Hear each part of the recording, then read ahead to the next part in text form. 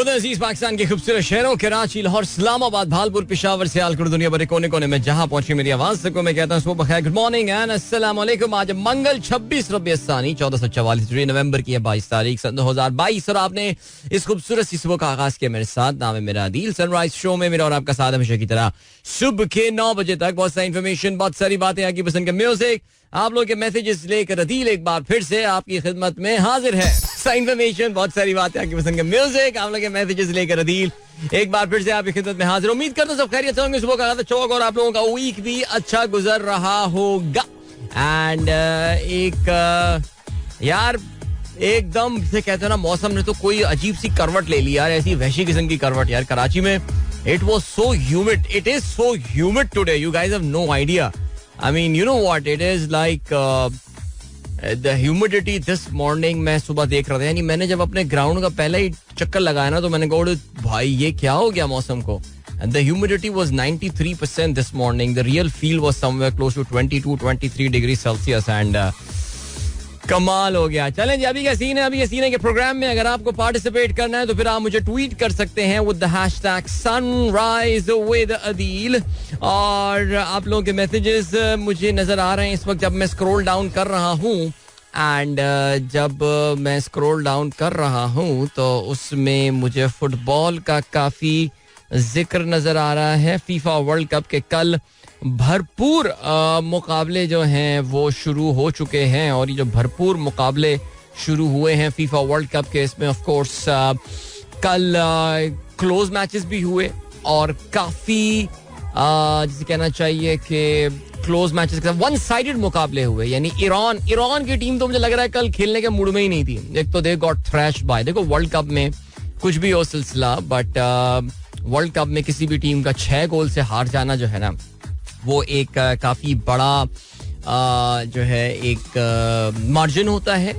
You normally do not see teams losing by 6 goals in a FIFA World Cup, लेकिन Iran की team मुझे लग रहा है आई थिंक दे आर उनका फोकस मुझे लग रहा है कि कहीं और है इस वक्त। और उन्होंने कल आपको पता है कि एक पॉलिटिकल स्टेटमेंट भी मारी है and they decline to sing their national anthem, अपना जो कौमी तराना है वो उन्होंने गाने से जो है ना वो इनकार कर दिया। और ये जो है ऐसा आई मीन बिकॉज इसको देखा जाएगा as a support for the anti regime जो वहाँ पे एक थियोक्रेटिक रेजीम ईरानियों के ऊपर बैठी हुई है, उसके खिलाफ एक तरह का ये उनका प्रोटेस्ट है। So which actually tells you something about What is really going on inside Iran? बहरहाल अनयूजुअल।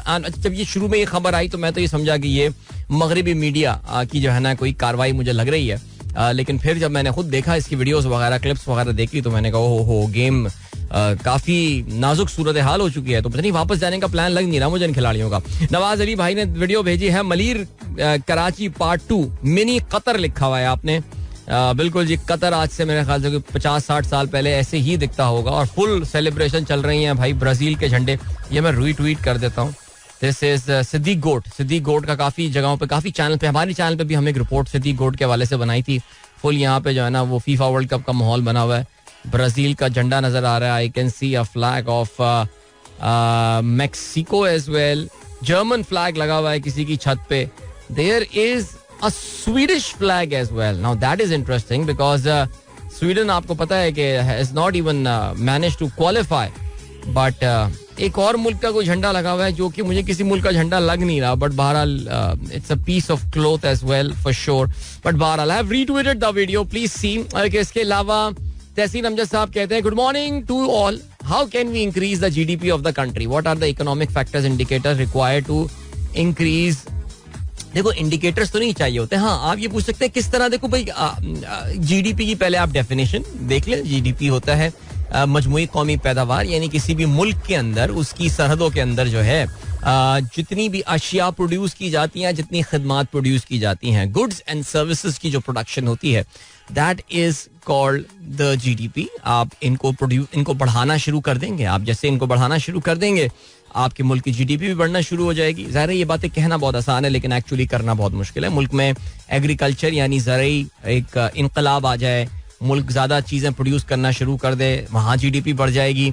मुल्क चीज़ें मैन्युफैक्चर ज़्यादा करना शुरू कर दे, ज़्यादा चीज़ें अपने मुल्क में हम बनाना शुरू कर दें, फैक्ट्रियां लगा दें बहुत सारी, इससे GDP ग्रोथ आएगी. अपने लिए नई नई एक्सपोर्ट मार्केट जो है वो हम ढूंढ कर लेकर आएँ, उनको एक्सपोर्ट को सपोर्ट करने के लिए हमें पीछे कारखाने लगाने पड़े, उससे GDP ग्रोथ हो जाएगी. तो ये इस तरह के जो होते हैं वो सिलसिले ऐसा होता है. ऑलराइट जी, इसके अलावा क्या सीन है? तहसीन भाई ने पुरानी वीडियोस भी शेयर की हुई हैं. ऐसा लग रहा है सारे के सारे शोज जो मेरे अपलोड नहीं हुए थे, मुझे लग रहा है एक साथ ही हो गए अपलोड. तो चले, अच्छी बात है ये, that's a very good thing.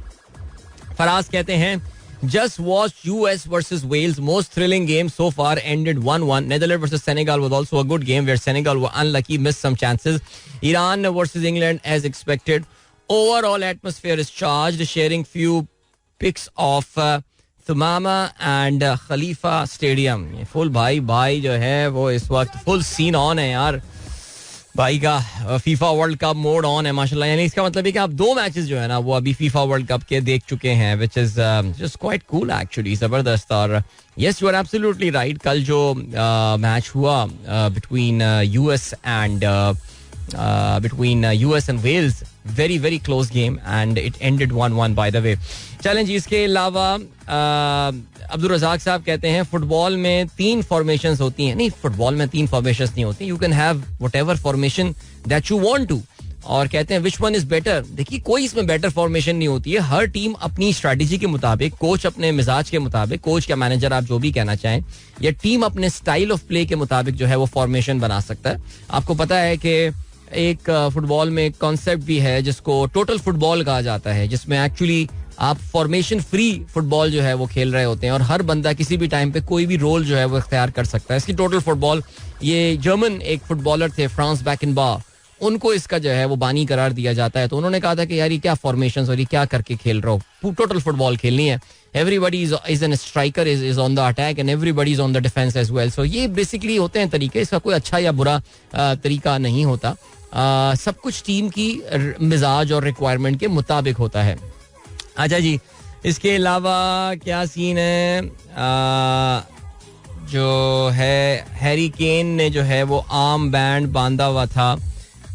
England and Wales will not wear one love arm bands. Okay, what was the purpose of? I think मेरे ख्याल से इज इट अबाउट वो जो यार LGBT वाली कहानी है, मेरे ख्याल से उसके हवाले से जो है ना वो इसका ताल्लुक है. फहीम अली खान साहब कहते हैं the team for Pindi test has been announced. All buddies are on the team except Fawad. A couple of new players who have been added will not get a chance to play. I think the selection committee and PCB management are the best example of nepotism.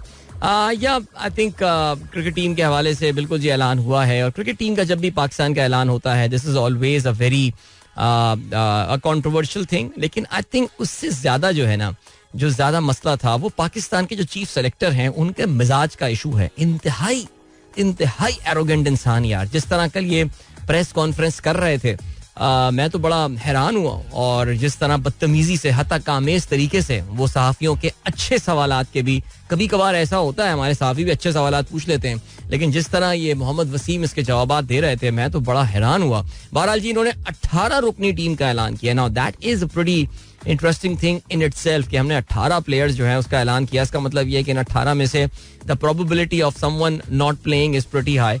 इसमें जो एक बड़ी interesting point है वो ये है कि इस बार सिंध की, आपको पता है, कारकर्दगी कायदे आजम ट्रॉफी में बहुत जबरदस्त रही है और Sindh most probably would be playing in the final of the Quaid e Azam trophy as well this time.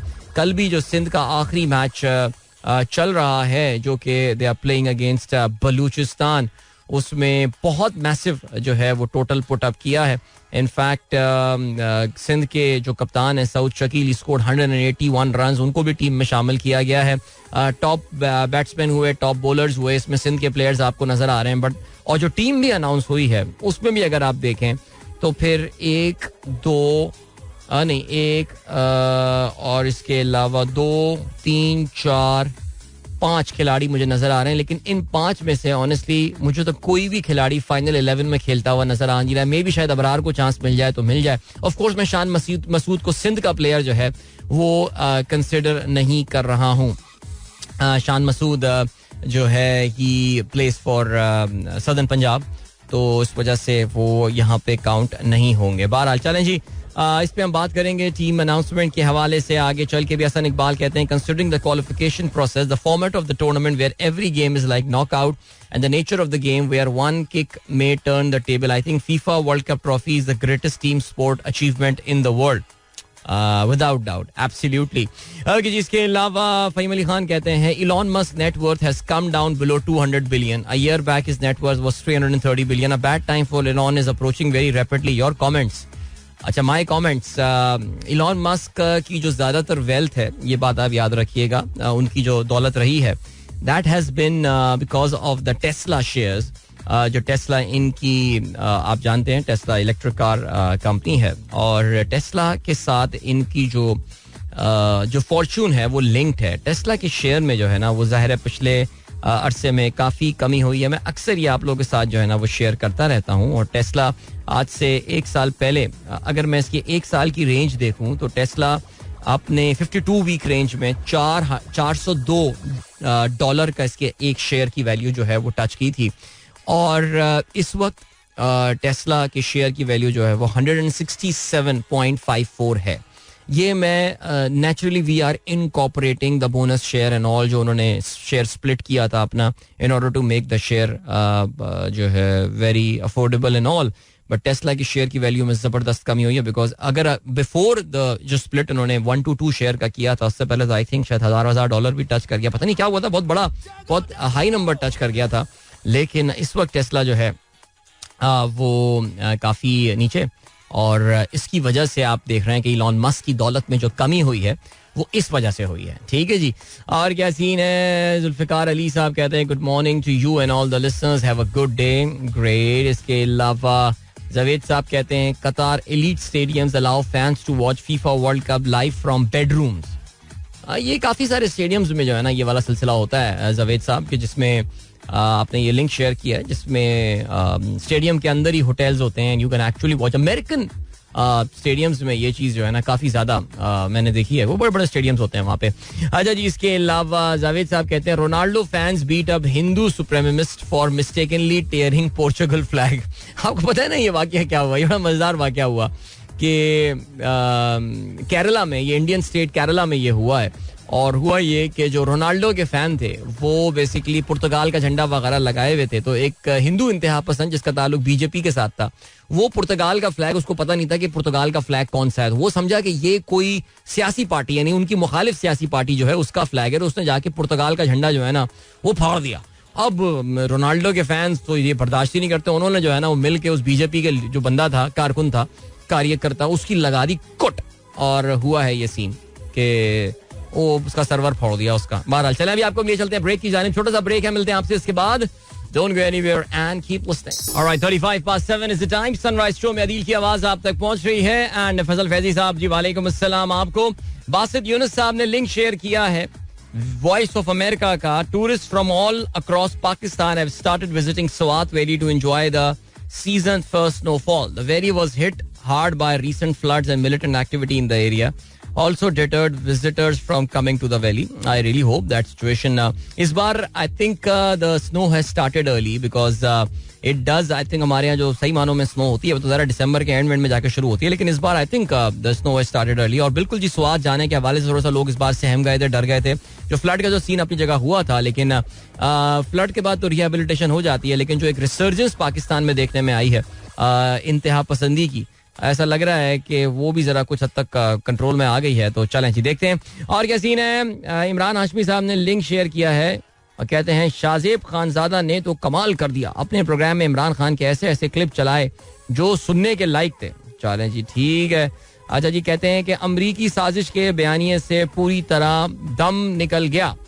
Imran Khan establishment की साजिश के इल्जाम से दस्तबरदार हो गए. मेरे ख्याल से आई थिंक ऑलरेडी इस पर जो है ना वो काफ़ी बातचीत इमरान साहब हो चुकी है. देखो यार बात बड़ी सिंपल है और वो ये है कि शाहजेब खानजादा जितना भी चीज़ों को जिस पॉइंट ऑफ व्यू से बना के प्रेजेंट करते हैं, हाशमी साहब आप हैं नून लीग के जियाले, आपको तो नून लीग नहीं छोड़नी. आप तो नून लीग कुछ भी हो जाए आपके सामने कोई भी सबूत. सिमिलरली जो इस वक्त पीटीआई की वेव चल रही है ना, इस वक्त शाहजेब खानजादा कुछ भी कर दें, आई मीन इतनी मेहनत करने के बावजूद अगर वो 3 घड़ियां निकाल के लेकर आए उससे कोई फर्क नहीं पड़ने वाला. मैं सीरियसली बता रहा हूँ यार.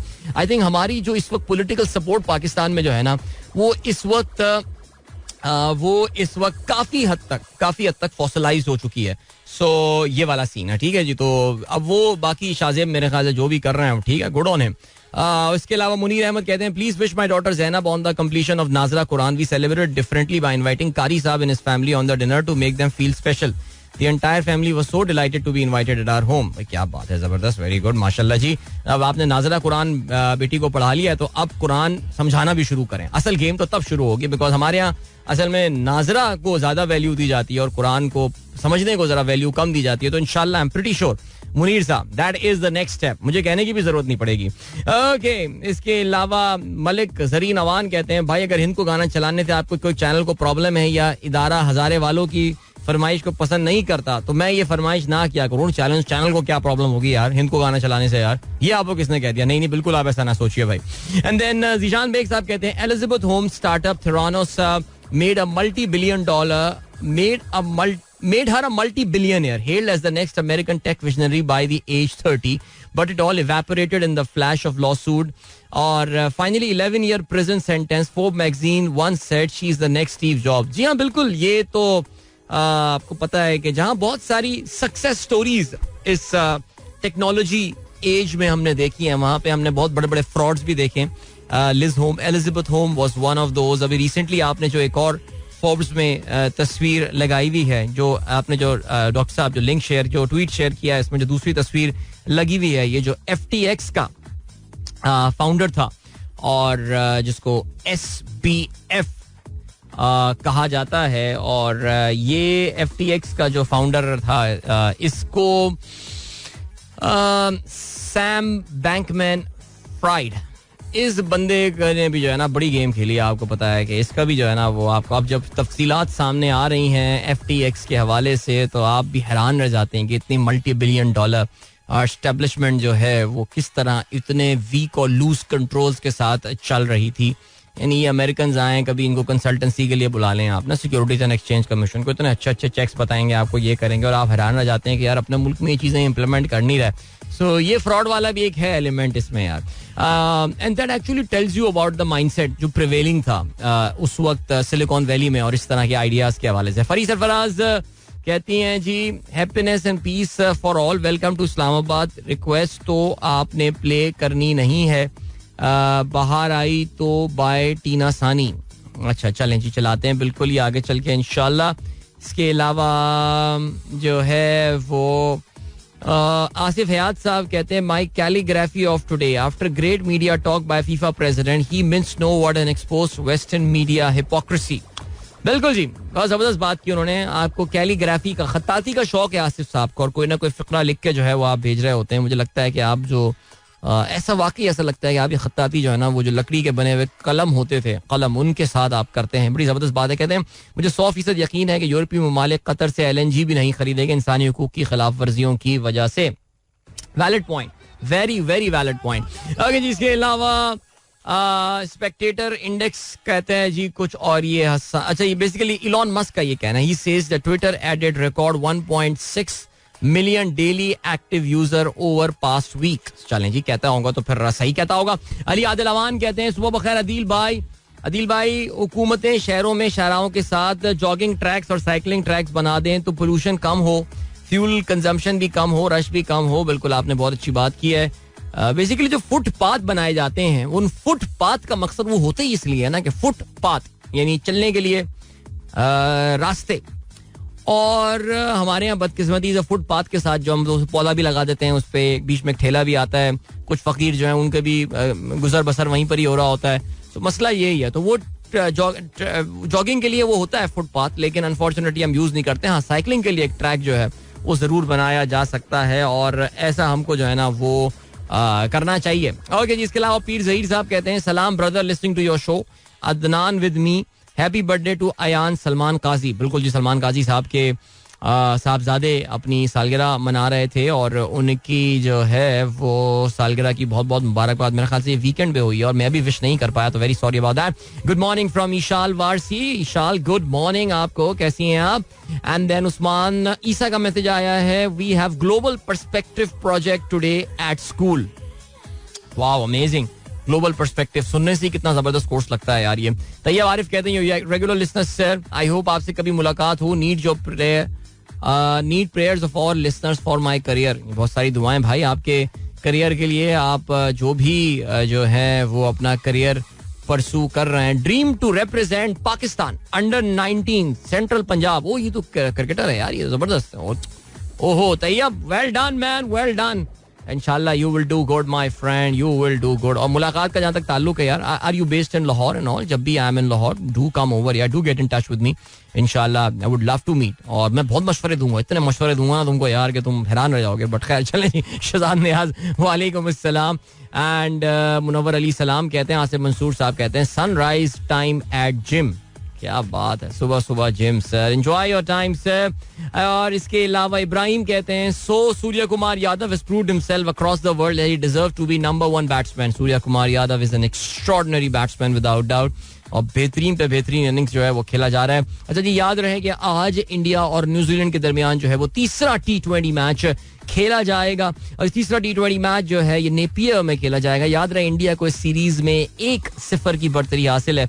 Remember it's a new look India side. और कहा जा रहा है this is the future of India limited over cricket. Hardik Pandya जो है वो इस टीम को लीड कर रहे होंगे. और टीम की जो नोमेनक्लेचर है वो कुछ हद तक आपके सामने हो चुका है. ईशान किशन, ऋषभ पंत है, सूर्य कुमार यादव, श्रेयस अय्यर, दीपक हुडा, कप्तान पांड्या, वॉशिंगटन सुंदर, भुवनेश्वर कुमार, अर्शदीप सिंह, मोहम्मद सिराज एंड युजवेंद्र चाहल. और युजवेंद्र चाहल को ले आए वापस भाई टीम में. ये तो ये हो गया जी सिलसिला. ठीक है, ऑलराइट. देन एमी अली की फुल कोशिश है मेरे रेडियो शो को बंद करवाएंगे. अरे भाई रेडियो बहुत ही मासूम सा, ये इतना खतरनाक किस्म के ट्वीट्स कर रहे हैं ये. भाई रेडियो जो है ना ये आपको पता है मासूम सा एक इदारा होता है और छोटे छोटे से होते हैं इदारे ये. और इन पे ज्यादा अगर बोझ डला, ये तो बोझ भी बर्दाश्त नहीं कर पाएंगे. इनको तो कोई फूंक मारेगा, ये उड़ के चले जाएंगे कहीं पे. हम तो वैसे ही 7वीं 8वीं मंजिल पे बैठे हुए हैं. तो भाई ये ऐसा ना करें आप, ठीक है जी. बिलाल सईद कहते हैं दिल से hi to Musa Bilal going to school. Thank you. Saba Arif good morning to you as well. And looks like I've included a lot of messages today यार. सुबह ही सुबह आज काफी सारे मैसेजेस. तो हमें आगे चल के बात करने का बहुत अच्छा मौका जो है मिलेगा. मोहम्मद वारसी कहते हैं it's been a long time since I listen to your show yesterday. I was away from everything. My father died in July. Please remember him in your prayers. बहुत सारी दुआएं आपके लिए, आपके वालिद साहब के लिए मोहम्मद वारसी. और अल्लाह ताला उनकी मग़फ़िरत फरमाए. And yeah, I hope I know it is not easy. But कोई इतने करीबी आपके कोई चाहने वाले का अगर इंतकाल हो जाहिर है it takes a while before you settle down in your routine. But as you said that you are away from everything. तो Warsi hopefully things have settled down now. और आपके वालिद साहब के लिए हम दुआ गो हैं, अल्लाह उनके दर्जात बुलंद फरमाए, आमीन. And than happy birthday. Ayesha का मैसेज आया है, आयशा यासीन का. उनके साहबजादे मुआज की बर्थडे है. He's turning 14. All right, Muaz. How are you doing, man? Happy birthday to you. And have a blast, man. Have a blast. Have a great day and year ahead. अभी आपको हम लिए चलते हैं. क्या हमारे पास ब्रेक है? Yes, हमारे पास ब्रेक है छोटी सी. उसके बाद अच्छा सा गाना सुनते हैं. ठीक है जी. So don't go anywhere and keep listening. All right, that was Nuri with तू है कहाँ. यार वैसे बहुत ही कोई underrated गाना है यार. ये आप लोगों को पता भी है कि गाना मुझे काफी पसंद भी है. एंड मुझे बड़ी तक कहते हैं एक एनर्जी सी आ जाती है जब भी मैं ये गाना सुनता हूँ. जबरदस्त. जो पीर जहीर साहब ने भी कहा भाई, वेरी नाइस एनर्जेटिक सॉन्ग. जबरदस्त. क्या बात है भाई, बहुत ही आला. और फैसल करीम साहब ने भी इस गाने को पसंद किया. कहते हैं जी thank you for playing this so many college memories. And कहते हैं college memories are gold, do talk about them. Yeah I think नई नई आज़ादी मिली होती है जिंदगी में सीरियसली. और बहुत ही अलग उस जमाने की भी एक अलग खूबसूरती होती है. वैसे वाकई सीरियसली बड़ा पावरफुल टाइम होता है यार, बहुत पावरफुल टाइम है वाकई. इस उम्र के बच्चों के साथ जब मैं बात कर रहा होता हूँ, आई think this one of the first thing that I से इज दैट अपनी जिंदगी के आप एक इंतहाई खूबसूरत तरीन दौर से गुजर रहे हैं. बिकॉज उस वक्त आपको वाकई ऐसा लगता है ना कि आप सब कुछ कर सकते हैं, आप सब कुछ अचीव कर सकते हैं लाइफ में. The canvas of your life is so broad. I mean मैं क्रिकेटर भी बन सकता हूँ, मैं फलाना काम भी कर सकता हूँ, मैं अपनी कंपनी भी स्टार्ट कर सकता हूँ, मैं जहाज भी उड़ा सकता हूँ. I can do so many things. But unfortunately फिर उसके बाद जो है वो आप महकूम होना शुरू हो जाते हैं. एंड देन फिर उसके बाद there is unfortunately no looking back. Alright, चलें जी. और क्या सीन है? 7:52 हो चुके हैं. शारिक इतवाई साहब का मैसेज आया, कहते हैं सलाम, good morning. What is the latest at Twitter? Meta is trying to take advantage and changing privacy settings for Insta and Facebook. I believe Elon Musk will bounce back after his joker attitude. Also please do talk about Iran politics. चलें, Iran के politics के बाद कुछ आगे चल के programme में हम जरूर बात करेंगे शारिक साहब. लेकिन जहां तक ट्विटर का ताल्लुक है, देखिए यार, मैं आपको ऑनेस्टली ये बताऊं, anyone who is taking Elon Musk lightly, वो जो है ना, वो गलती पे होगा. सीरियसली, इलॉन मस्क इससे पहले भी he has proven people wrong. I know Elon Musk का एक एंटी ग्रुप जो है वो एग्जिस्ट करता है, और इस वक्त जो वो काम कर रहा है Elon Musk, he is doing a lot of politically incorrect things. Okay, so इस वक्त अमेरिका में आपको पता है कि जो एक कंप्लायंस का कल्चर है, एक वोक कल्चर आ गया है, जो एक आपको नजर आ रहा होगा कि there are lot of people who are very frustrated कि यार इसको बोल दो तो वो ऑफेंड हो जाता है, फलाने को बोल दो तो वो ऑफेंड हो जाता है, हर चीज का एहतियात करो, फलाना करो, ये बोल दिया तो LGBTQ आपको कम्युनिटी आपको कर देंगे, आपने अगर फलाना बोल दिया तो एंटी सेमिटिज्म का इल्जाम लग जाएगा आप में. सो ये जो अब एक सोच आ रही है ना अमेरिका में कि यार ये इतना जो ये जो वोक कल्चर है, वो जरा थोड़ा सा इसको अब इसके खिलाफ किसी को तो खड़ा होना है. तो इलॉन मस्क जो काम कर रहा है, ज़ाहिर है वो काफी पॉलिटिकली अनपॉपुलर काम कर रहा होगा, लेकिन मैं बार बार जो ये बात बोल रहा हूँ और वो ये कह रहे हैं कि जी मेरा ये जो असेसमेंट है वो ये, that anybody who thinks that Elon Musk is there to kill Twitter, no he is not. सबसे पहले तो ये बात समझ लें, he is not going to. अब मजाक अपनी जगह, हंसी मजाक अपनी जगह कि यार this could be my last tweet because Twitter exist नहीं करेगा, तो please follow me on Instagram and follow me on Facebook and stuff, और ये वाली सारी चीजें. ऐसी भी दुनिया है जो कह रही है please follow me on LinkedIn. LinkedIn में कौन फॉलो करता है एक दूसरे को यार, लिंक्डइन तो खैर है नहीं. चलें जी, बट ये है सिलसिला. तो मैं शारिक साहब, मुझसे अगर आप पूछे ना, I am actually quite bullish about the future of Twitter and I am pretty sure that Elon Musk will be bringing in sort of features and all. Specially जो एक बड़ी इंपॉर्टेंट चीज है, that's about the monetisation part. जो Twitter के users हैं, will they be able to monetize them if you are posting something, या आप कोई रील पोस्ट कर रहे हैं या आप कोई वीडियो पोस्ट कर रहे हैं और एक्चुअली आप अपना कंटेंट शेयरिंग कर रहे हैं, are you able to monetize that like the way YouTube does and all. So इस हवाले से मुझे पूरा यकीन है that he would actually do something pretty cool about that.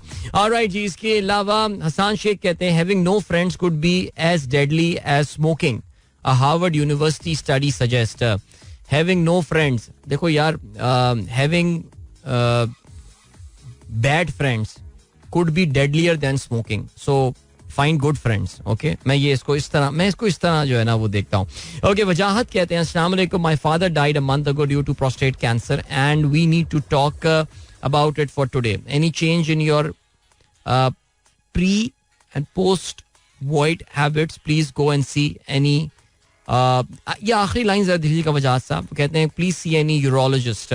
ठीक है, आई थिंक आपने बड़े इंपॉर्टेंट एक अहम तरफ जो है वो इशारा किया है बीमारियों के हवाले से, और ज़ाहिर है आपके वालिद साहब का प्रोस्टेट कैंसर की वजह से इंतकाल, अल्लाह ताला मग़फ़िरत फरमाए, आप लोगों को सब्र जमील अता फरमाए. लेकिन वाकई आपने अपने एहतियात के हवाले से बात की है, किस तरह के वो फर्स्ट साइंस इंडिकेशंस क्या होते हैं, अगर आप शेयर कर सकें तो फिर ये बहुत अच्छा हो जाएगा. एहसन परवेज साहब कहते हैं why PTV sports is not telecasting FIFA World Cup. Majority of Pakistani don't have access of cable और dish TV and they are unable to watch the mega event. I think it's a pretty unusual thing that has happened, that Pakistan television is not broadcasting FIFA World Cup this year. It's a very unusual thing because ऐसा generally होता नहीं है. एक ज़माने में PTV ही हुआ करता था जो कि वाहिद सोर्स हुआ करता था लोगों के लिए फीफा वर्ल्ड कप देखने की. मैंने देखा था कि जी जो मरियम औरंगजेब साहिबा, इन्होंने इसके हवाले से किसी प्रेस कॉन्फ्रेंस में उनसे पूछा गया था, उन्होंने कहा था कि जी हम इसकी जो है वो कुछ ना कुछ अरेंज करेंगे, बट लेट्स सी क्या होता है. चलें जी, आज की आम खबरों पे जो है वो नजर डालते हैं, देखते हैं जी. आज की सबसे बड़ी खबर, नवाज शरीफ खानदान के साथ यूरोपीय ममालिक की सैर के लिए चले गए. यार वाकई मैं समझ रहा था कि नवाज शरीफ साहब कहीं कहेंगे कि भाई मेरा स्कीइंग का दिल चाह रहा है, मैं डावोस जाना चाहता हूँ, इंटरलाकन जाऊंगा, लेकिन मुझे पता ही चला है कि वो तो सार्डिनिया गए हैं. इटली का एक बड़ा खूबसूरत आइलैंड है सार्डिनिया, साउथ में, वहाँ पे वो गए हैं. और चलें जी, अच्छी बात है. कहते हैं बरतानिया छोड़े बगैर क़याम में तोसी की दरख्वास्त मुस्तरद करने के खिलाफ अपील वापस. अच्छा, ये भी बताया जा रहा है कि मियाँ साहब का दौरा काफी तवील है, यानी वो पहले अभी मियाँ साहब is moving a lot in the next few months, because अभी कहते ये हैं कि जी मियाँ साहब पहले 10 दिन यहाँ गुजारेंगे, बरतानिया वापस आएंगे, फिर अमेरिका चले जाएंगे, वहाँ पे अपनी शरियानों का कोई उनको इलाज करवाना है, फिर उसके बाद वापस आएंगे बरतानिया और फिर पाकिस्तान जाने के लिए वो पर तोलेंगे. बहुत सारे लोग जा रहे हैं इसको. लेकिन एक जो फैक्ट है वो ये कि मियाँ साहब ने अपने वीजे की एक्सटेंशन की दरख्वास्त की थी बगैर एग्जिट लगाए, तो मियाँ साहब के अब पासपोर्ट पे एग्जिट लग गया है. मुबारक हो. वजीर आजम का आर्मी चीफ तकर्रुरी के लिए GHQ को आगाह कर दिया. अच्छा, वजीर आजम का आर्मी चीफ की तकर्रुरी के लिए खत GHQ को आगे कर दिया. आगाह कर दिया, वजीर दिफा कहते हैं आगे कर दिया. 2-3 रोज में अमल मुकम्मल हो जाएगा. तकर्रियों के लिए नामों पर डेडलॉक नहीं. वजीर आजम फौजी क़यादत और इत्तेहादियों को एतमाद में लेंगे. पूरे मुल्क में हिजान बरपा है, ये खत्म हो जाएगा. उसके बाद इमरान से भी हम 2-2 हाथ कर लेंगे. वाह. PTI सरबराह अपनी नाकामियों का मलबा इदारों पर ना डालें. 1500 कारकुन GT रोड पर ख्वार हो रहे हैं. पेज सिर्फ आइन और कानून का है. अच्छा चलें, ये कल जो है ये वजीर दिफा ने इस हवाले से जो है वो तकरीर की है. खैर बहरहाल जी मेरे ख्याल जितनी भी ये बातें और तावीलें कर लें, द फैक्ट दैट जो हमारे आउटगोइंग आर्मी चीफ हैं उनकी अब नौकरी सिर्फ 5 दिन की रह गई है और अभी तक कोई उनका सक्सेसर कौन होगा. मैं अक्सर लोगों से सुनता हूँ जी हमारे यहाँ पोलिटिसाइज कर दिया गया है आर्मी चीफ की तकर्रुरी को. पोलिटिसाइज कौन कर रहे हैं ये आपके सामने जो है ना ये सारा है सिलसिला. अच्छा जी आगे बढ़ते हैं. आर्मी चीफ के अहले खाना का टैक्स रिकॉर्ड गैर कानूनी. लीक होने पर वजीर खजाना का नोटिस. 24 घंटे में रिपोर्ट तलब. टैक्स मालूमात की राजदारी की वाज़ेह खिलाफ वर्जी हुई. माविन खुसूसी तारिक महमूद पाशा तहकीकात करेंगे. इसहाक डार का ये कहना है. मामला FBR के सुपुर्द होने का इम्कान. FBR टैक्स गुजारों की तफसीलात किसी दूसरे को देने का मजाज नहीं. जिम्मेदारों को 10 साल तक कैद की सजा और जुर्माना हो सकता है. अफसरों एहलकारों से पूछताछ शुरू हो गई है. अभी समझ में नहीं आई बात मुझे. एक तरफ कह रहे हैं आर्मी चीफ के अहले खाना का टैक्स रिकॉर्ड गैर कानूनी.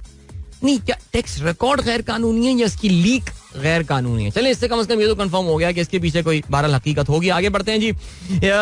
और क्या सीना तहरीक इंसाफ का कहना है कि हुकूमत संजीदा है तो मुज़ाकरात के लिए तैयार है. वजीर आजम दोबारा वजीर आजम बना तो भारत अमेरिका से अच्छे ताल्लुकात कायम करूंगा. जुल्म का दौर खत्म होने वाला है. तशवीश ये है कि 12 करोड़ लोगों को गुर्बत से कैसे निकाला जाए. बरतानवी अखबार को इंटरव्यू. सर्दी की वजह से 26 नवंबर को लोग बर वक्त निकले. ठीक हो गया, ये कहना है शाह महमूद कुरैशी का. अता तारर का ये कहना है कि इमरान का हेलीकॉप्टर इस्लामाबाद में उतरने नहीं देंगे. पायलट का लाइसेंस मनसूख करवाया जाएगा. तस्नीम हैदर ड्रामा इमरान खान ने रचाया. चलें जी आगे बढ़ते हैं. और क्या सीन है.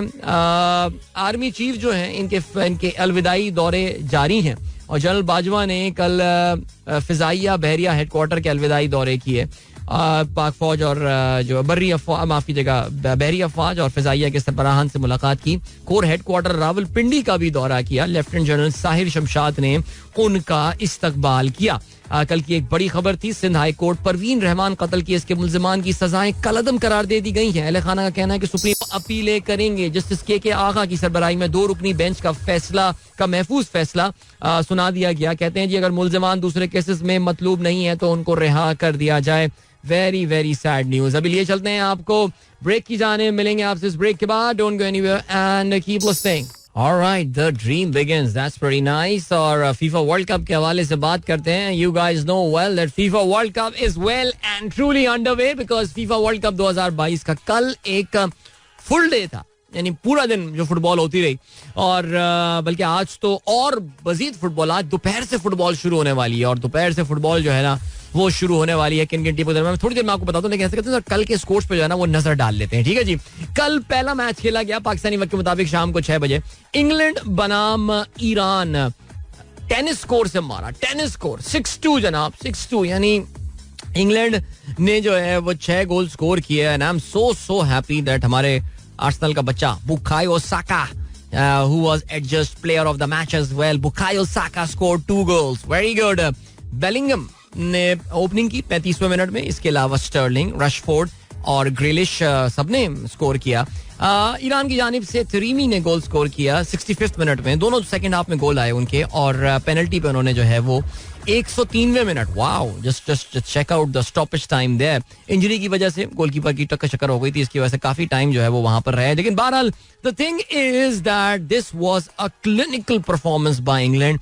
और इंग्लैंड ने, जैसे कि हम प्रोग्राम से पहले बात कर रहे थे कि बहुत सारे लोग ज़ाहिर है इंग्लैंड को अभी भी उन टीमों में शामिल नहीं किया था कि ब्राजील जीत जाएगा, अर्जेंटीना फेवरेट है, बेल्जियम है, इंग्लैंड वो ना अभी शामिल नहीं किया था इन चीजों में, लेकिन अब मेरे ख्याल से they have announced their ambitions.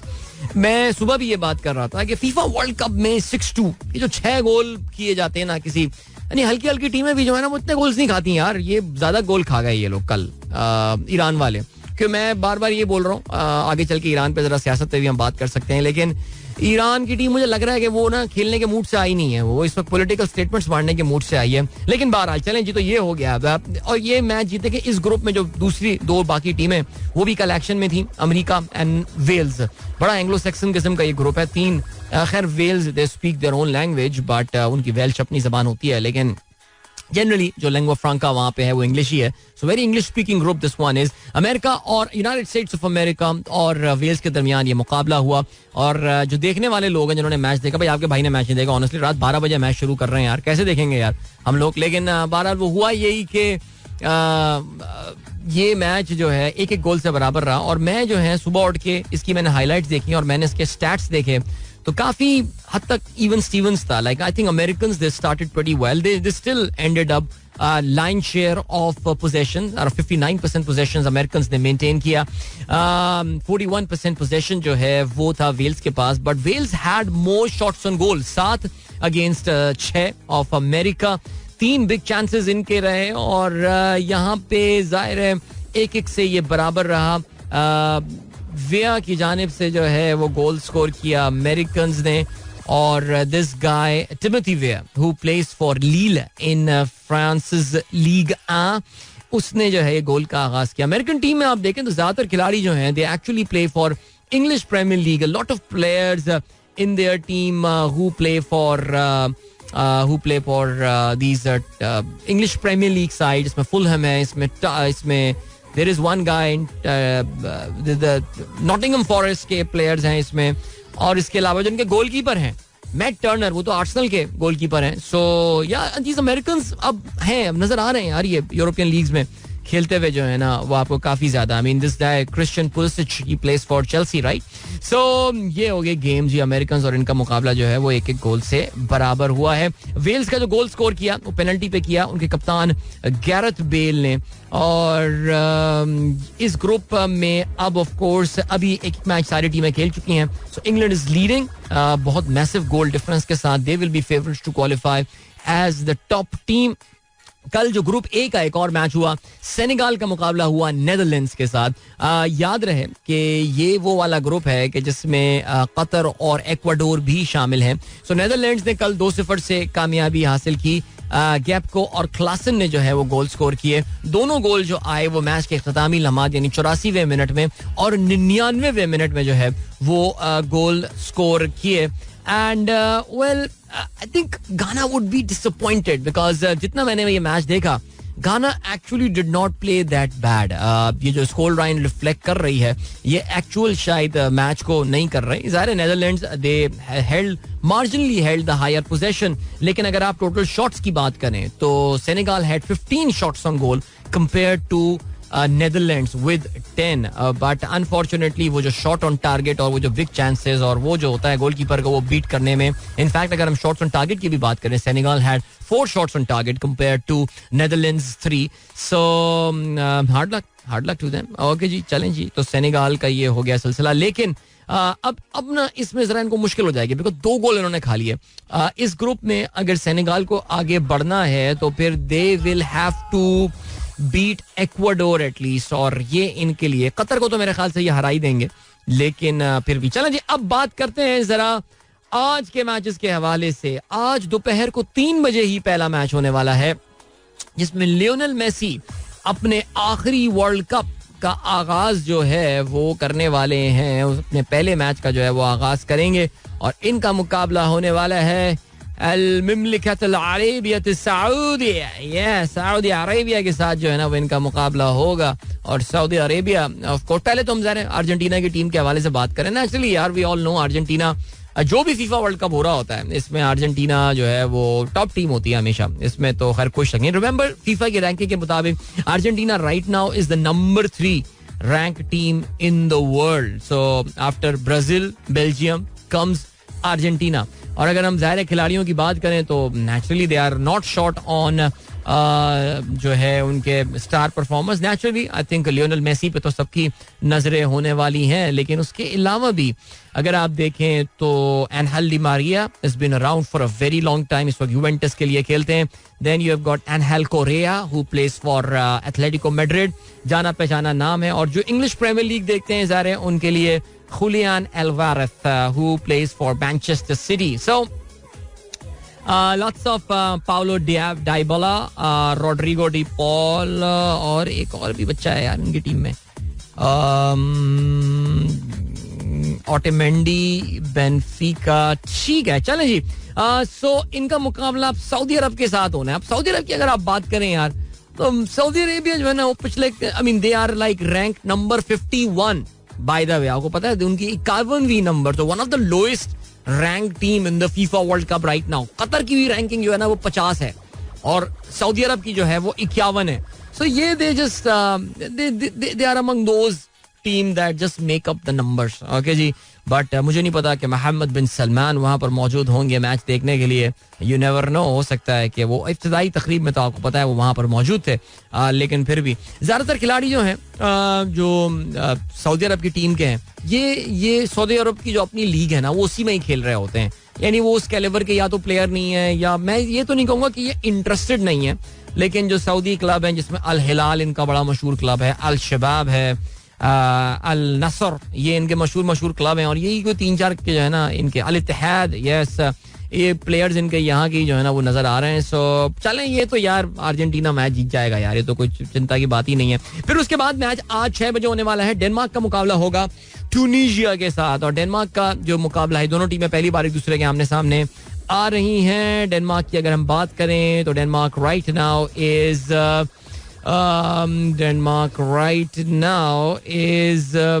Like ये ग्रुप डी का मैच है जी. इसमें ट्यूनीशिया भी शामिल है, इसके अलावा इनके साथ फ्रांस और ऑस्ट्रेलिया.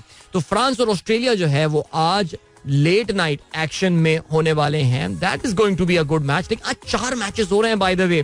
9 बजे भी मैच होना है. मेक्सिको का मुकाबला होगा पोलैंड के साथ. ऑफ कोर्स पोलैंड की टीम के जो अब तो खैर काफी एज हो गई है, लेकिन रॉबर्ट लेवेंडोव्स्की जो है वो उनके मेन प्लेयर हैं. जो लोग फुटबॉल, यूरोपियन फुटबॉल में इंटरेस्ट रखते हैं, they are pretty much aware of this player right now playing for Barcelona, but he scored lots and lots of goal for his previous club which was Bayern Munich. और बड़े ही goal scoring machine जो है वो इनको शुमार किया जाता है. मेक्सिको के साथ मुकाबला है, एंड आई थिंक इस मैच में Poland will have the edge. रात 12 बजे जो टीम एक्शन में होने वाली हैं, डिफेंडिंग चैंपियन फ्रांस, उनका मुकाबला होगा ऑस्ट्रेलिया के साथ. और डिफेंडिंग चैंपियन फ्रांस, याद रहे जी, I think the team which has been worst hit by the injuries right before the World Cup. हम पहले भी बात कर चुके हैं, और जो सबसे ज्यादा इनके लिए हार्ट ब्रेक हुआ वो हुआ कि इनके जो की striker Karim Benzema will not be available. He is out of the FIFA World Cup. This could have been his last FIFA World Cup as well. So unfortunately the defending champions will be at a disadvantage. लेकिन फिर भी अगर हम front पे बात करें तो they have got players like Kylian Mbappe, दुनिया के महंगे तरीन प्लेयर्स में से हैं. Olivier Giroud may be at the very end stage of his career, but he has the capability. जो लोग इनको आर्सेनल के लिए देख चुके हैं या चेल्सी के लिए देखा है, they know that Giroud जो है now play for Milan, he can score goal. और Antoine Griezmann of course has been one of those players. He's been there Atletico Madrid के साथ अटैच रहे हैं, has the capability to score a lot of goals and all. And of course back there Hugo Lloris जो कि इनके कप्तान भी हैं और टॉटनहम हॉटस्पर्स के गोलकीपर भी हैं. इनका मुकाबला ऑस्ट्रेलिया के साथ होने वाला है. And I really feel, I think still even with all the injuries and stuff, I think France has got still metal के वो ऑस्ट्रेलिया को शिकस्त दे पाएंगे. So that is the discussion on the FIFA World cup today. कल पाकिस्तान की test team का जो है वो ऐलान किया गया है, और बस यूं ही एक करियर जो है खत्म कर दिया गया. बज़ाहिर यही दिखता है. A player who could have contributed so much to Pakistan cricket. आप समझ रहे होंगे मैं किसकी बात कर रहा हूँ. I am talking about Fawad Alam. Of course Fawad आलम आप जानते हैं कि उनको एक सीजन में नाकामी के बाद पाकिस्तान के टेस्ट स्क्वाड से बाहर निकाल दिया गया है. जो तावील बांधी गई है वो ये की गई है दैट फवाद इतने रन्स स्कोर नहीं कर पाए डोमेस्टिक क्रिकेट में भी कि उनको जो है वो जो बाकी बच्चे रन्स कर रहे थे उनको जो है वो टीम में ज्यादा जगह दी गई है. ज़ाहिर है आपको पता है कि पाकिस्तान के जो इस वक्त सिलेक्शन कमेटी के हेड हैं, एक काफ़ी इनकी शख्सियत में शदीद एरोगेंस है वसीम की.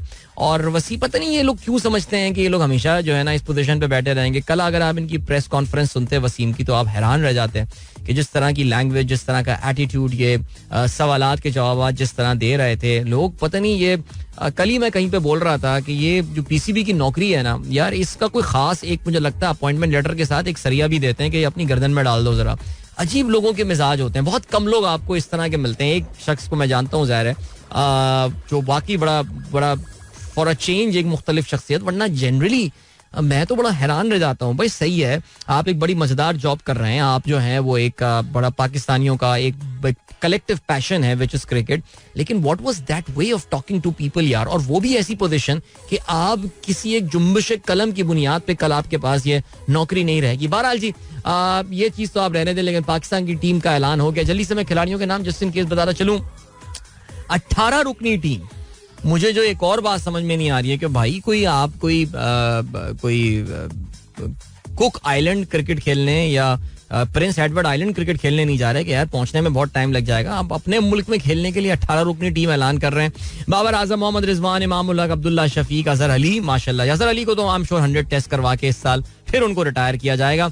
अबरार अहमद, मोहम्मद अली, शान मसूद, फहीम अशरफ, हारिस रऊफ, मोहम्मद नवाज, नुमान अली, सऊद शकील, जाहिद महमूद, वसीम जूनियर, नसीम शाह, सलमान अली आगा और सरफराज अहमद. अब जब टीम ज़ाहिर ऐलान हुआ तो फर्स्ट तो मुझे पहले सेकंड तो मुझे यकीन भी नहीं आया कि ये जो है ये फवाद को उन्होंने ड्रॉप कर दिया. अब आप लोग कहेंगे यार तुम ना ज़रा बायस्ड हो और फेवर करते हो फवाद. देखो मेरा ये पॉइंट ऑफ व्यू इस चीज़ के हवाले से कि अगर आपने एक सीजन की नाकामी के ऊपर फवाद आलम को निकाल दिया तो इस टीम में आपके पास एक खिलाड़ी है जो अपने 95 टेस्ट खेल चुका है, जिसके सीजन्स भी नाकाम गुजरे, लेकिन उसके बावजूद आपने जो है वो उसको टीम में रखा है. फिर आप कहते हैं कि जी इन्होंने जो है ना वो रन्स ज्यादा स्कोर नहीं किए डोमेस्टिक क्रिकेट में, जिसकी वजह से जो दूसरे बच्चे हैं उनको जो है ना वो इसमें जगह जो है वो इनकी बन सकती है. तो चलने जी फॉर आर्गुमेंट सेक जो है ना मैं आपकी ये बात मान लेता हूँ. फवाद आलम वाकई actually had a bad season. 9 matches में फवाद ने 14 इनिंग्स में जो है वो 52 की औसत से 525 रन्स बनाए हैं. And he is way down the packing order अगर आप इनकी बात करें. लेकिन अगर आप कुछ ऐसे खिलाड़ियों की भी बात करेंगे जिनको आपने ऑफ कोर्स मसलन सरफराज को आपने ले लिया है. आई मीन मेरी सरफराज से क्या, मैं तो सपोर्टर रहे, बट सरफराज है अपने 8 मैचों में सरफराज ने तो 43 की औसत से 394 रन बनाए. तो सरफराज कहाँ से टीम में वापस आ जाते हैं. कभी कभार ना आपको ये इनकी लॉजिकें समझ में नहीं आती कि यार ये क्या लॉजिक मार रहे हैं. बहरहाल जी अगर in case you are not following Quaid e Azam trophy this year, सारी टीमें अब अपने आखिरी मैचेस और अब कायदे आजम ट्रॉफी का फाइनल होना है, जो कि अभी मोस्ट प्रोबेबली सिंध, बजाहिर ऐसा लग रहा है सिंध और नॉर्दर्न की टीमें ये आपस में शायद फाइनल में खेल रही हो. लेकिन खैर एनीवे अभी ये 3 टीमें फाइट कर रही हैं फॉर 2 स्लॉट्स में सेंट्रल पंजाब की टीम भी जो है वो शामिल है. मोहम्मद हुरैरा ने 10 मैचेस में highest run getter is Abdullah Shafique. Not so surprised, 867 run बनाए अब्दुल्ला ने अपनी 14 इनिंग्स में, लेकिन अपनी 16 इनिंग्स में 803 रन जो है मोहम्मद हुरैरा ने भी बनाए हैं. Usman Salahuddin has been scoring runs. ये भी बेचारे ना ये इज, मुझे तो ऐसा लग रहा है इसको मैं बोलता हूँ फवाद आलम ऑफ द नॉर्थ. इसको भी जो है ना वो टीम में नहीं मिल रही जगह यार. उस्मान सलाउद्दीन को शुरू में आपने खिलवा दिया था, इसको कच्चा तोड़ देते हैं जिस तरह.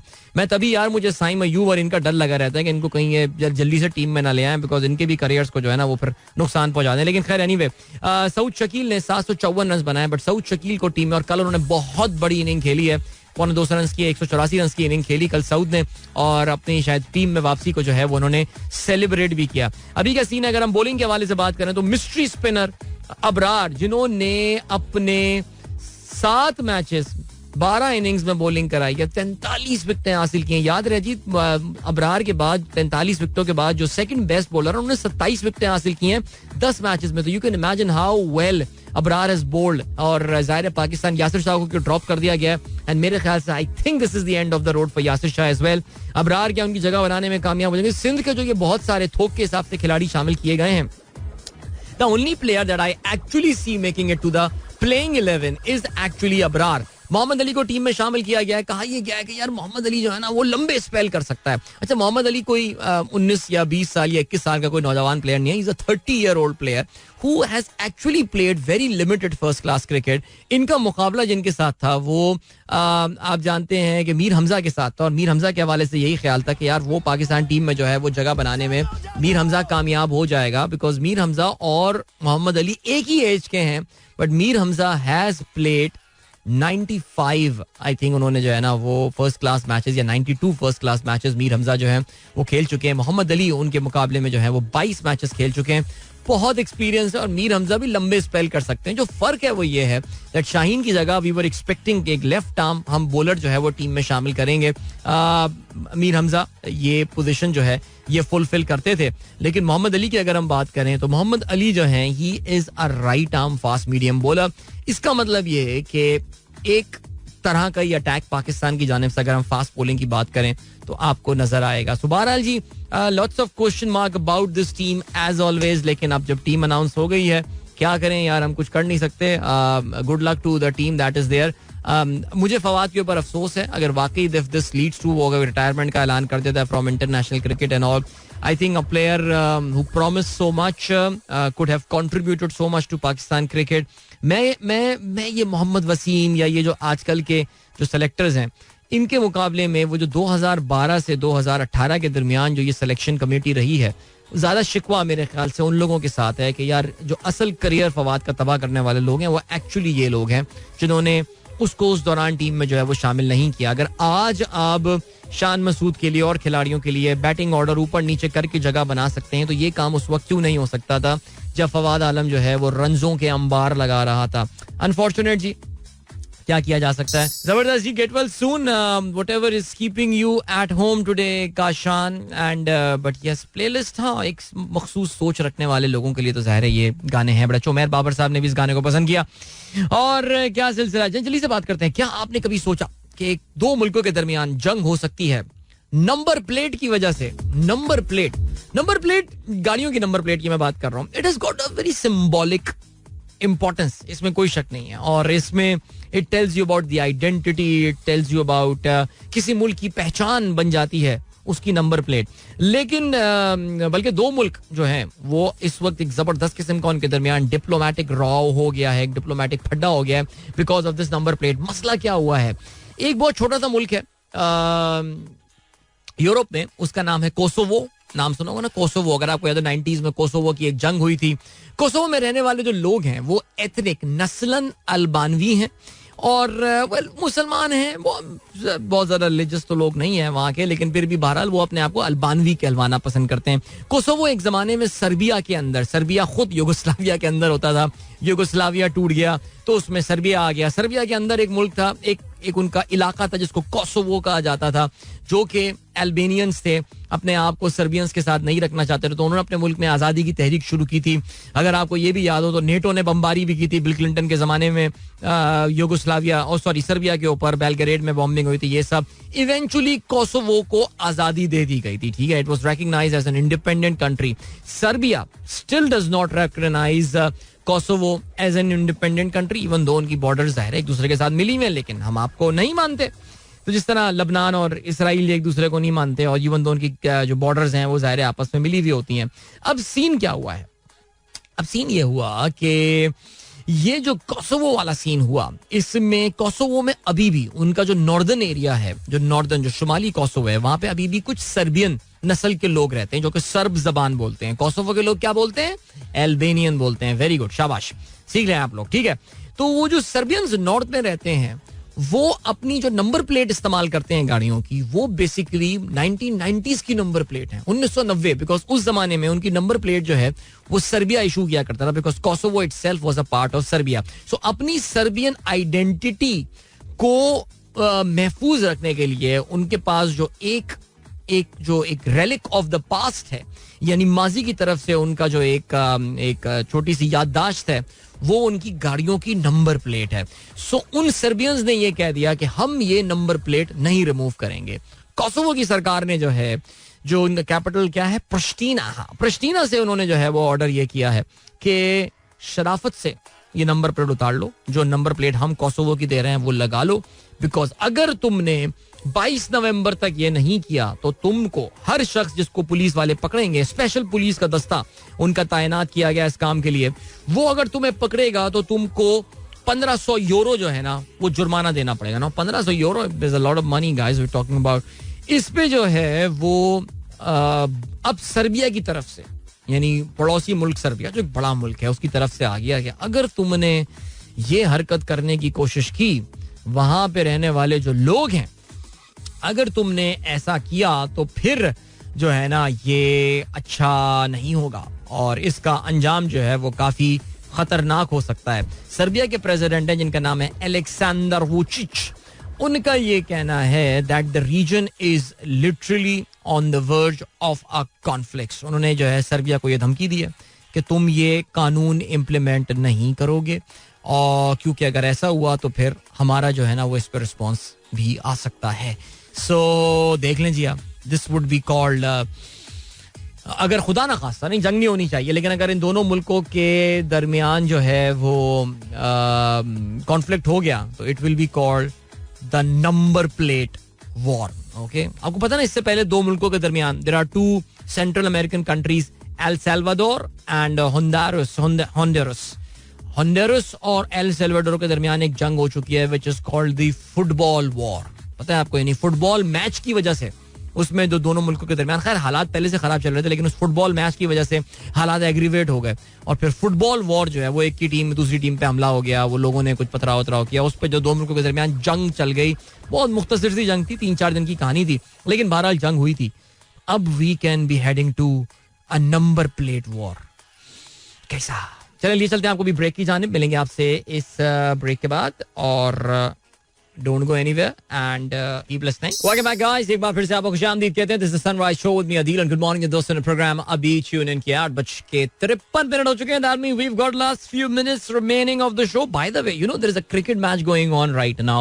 और सीरीज तो ऑलरेडी ऑस्ट्रेलिया इंग्लैंड के खिलाफ अपने नाम कर चुका है, लेकिन तीसरा मैच इस वक्त इस सीरीज का MCG में खेला जा रहा है और ऑस्ट्रेलिया जो है उन्होंने पहले बैटिंग करें. इंग्लैंड टॉस जीता, पहले फील्डिंग करने का उन्होंने फैसला किया. Australia is off to a reasonable start. Travis Head और डेविड वार्नर ने बैटिंग का आगाज किया है. 7 ओवर्स का खेल हो चुका है, 41 रन बना लिए हैं ऑस्ट्रेलिया ने.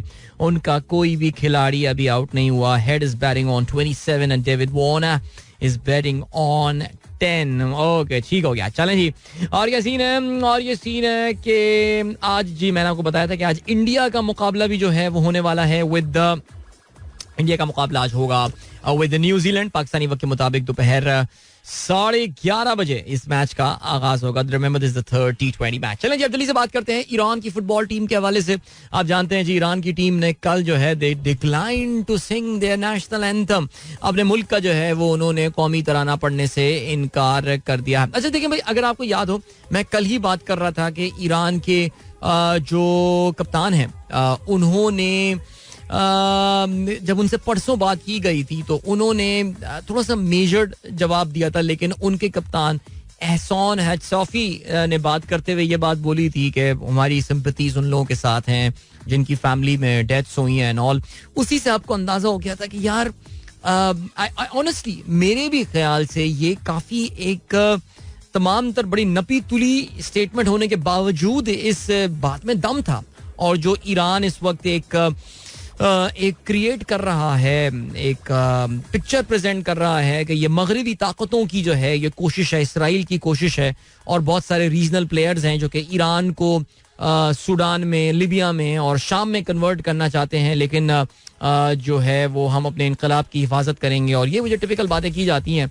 लेकिन यहाँ पे जो सीन हुआ है ये not this is different because उनका कप्तान आके इंटरनेशनल मीडिया से पहले ये बात करता है और फिर उसके अलावा जैसे कहते हैं कि कल जो ये नेशनल एंथम ना पढ़ने वाला जो है ना वो सिलसिला हुआ है, ये बड़ी हैरानी की बात है. अच्छा, एक और भी चीज़ थी कल, ये मेरे पास एक और भी एक जगह मैंने ये पढ़ा कि ईरान के जो सपोर्टर्स थे, they were shouting the name Ali Karimi. Ali Karimi का नाम जो है वो लिए जा रहे थे. और अली करीमी, आप अगर ईरान की फुटबॉल को फॉलो करते रहे हैं तो people would know that Ali creamy, remember I talk about that golden generation of Iranian football जो कि लेट 90s में इनकी टीम हुआ करती थी. तो Ali Karimi was the part of that team. He played, काफी लंबा इसका करियर था जाहिर है, but he has been one of the most outspoken critic of the Islamic Republic. यानी जो वहां पे जो मुल्लाज और वो जो आयतुल्लाज बैठे हुए हैं टॉप पे, उनके खिलाफ जो एक रेजिस्टेंस है, जो मूवमेंट है, उसमें जो स्पोर्ट्स में सबसे स्ट्रॉन्गेस्ट आवाज जो आती है ईरान में, ज़ाहिर football is the number 1 sport there, वो अली करीमी की है. और वहां पे जो लोग हैं वो ये नारे जो है वो उसके नाम के लगा रहे थे. इसके अलावा बट बहरहाल आई मीन नेशनल एंथम ना पढ़ना, मुझे जो सिर्फ जो मुझे समझ में नहीं आ रही है बात, वो ये ईरान की team, we know they got a thrashing to the hands of England. मुझे जो हैरानी हो रही है वो ये हो रही है कि ये जब अपने मुल्क वापस जाएंगे, तजस्सुस हो रहा है, वो ये हो रहा है कि ये टीम जब अपने मुल्क वापस जाती है, because see the entire team showed solidarity yesterday. It wasn't कि यार टीम 2 ग्रुप्स में बढ़ गई और फिर उसके बाद जो है वो ये वाला सिलसिला हुआ. लेकिन फिर भी अब this remains to be seen कि इसका रिस्पॉन्स जो है वो क्या होने वाला है. बट बहरहाल चलें जी.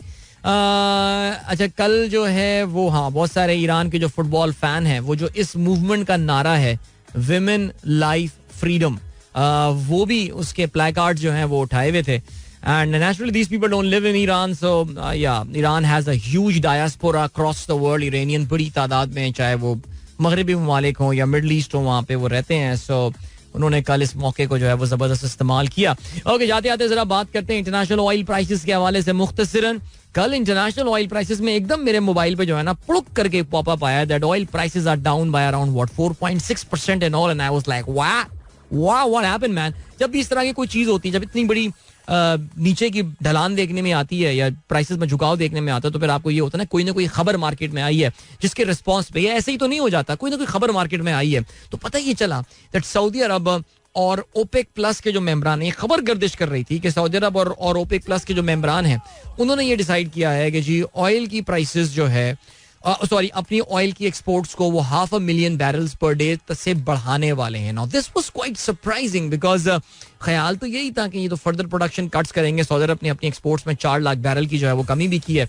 लेकिन ये कैसे हो गया? तो ये खबर जैसी मार्केट में आई, प्रूव करके इंटरनेशनल प्राइस जो है, बिकॉज सप्लाई मार्केट में बढ़ रही है. कल एक और रिपोर्ट आई है जो European refineries have got too much oil right now. उन्होंने बहुत ज्यादा ही ऑयल जो है वो जखीरा कर लिया है और there is going to be supply glut right now in the market. There will be just oil in oil and maybe fewer buyers now that the economies are slowing down. China से खबरें अच्छी नहीं आ रही हैं और दुनिया की जो और बड़ी इकोनॉमीज हैं. लेकिन फिर सऊदी अरब फौरन एक्शन में उन्होंने कहा कि भाई ये ऐसी अफवाह फैला दी है, दुश्मनों ने फैला दी है खबर, हमारा ऐसा कोई भी प्लान नहीं है. और उसके बाद क्या हुआ कि एक बार फिर से प्राइस ने रिबाउंड किया. So the prices at one point in time they touched around $74 to $75 per barrel, which was the lowest price in 10 months.